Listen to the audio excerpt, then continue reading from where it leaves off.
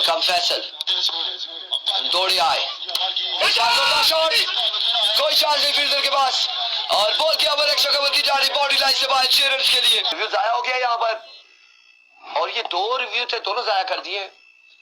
Once again इस बार shot खेले और बॉल किया बॉडी लाइन से बाहर 6 रन के लिए। प्रो इन नहीं red B, oh my gosh, yes it is 6 on the board।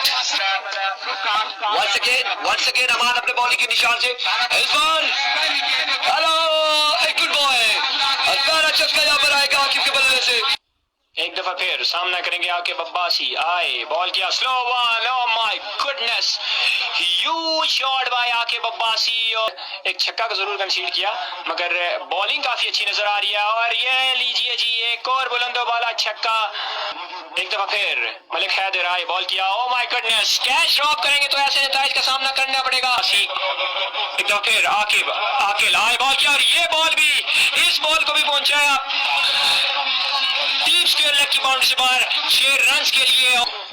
एक दफा फिर आए एम्पायर क्रॉस किया, बॉल की आगे बढ़ा हुआ ये बॉल, इस बॉल को भी प्लेट किया और यकीनी तौर पर ये भी बॉल जाएगा स्ट्रेट बाउंड्री से बाहर। और खूबसूरत और स्टाइलिश अंदाज में खेले आकिब अब्बासी जिनको गंभीर में छोटा केसी कहा जाता है।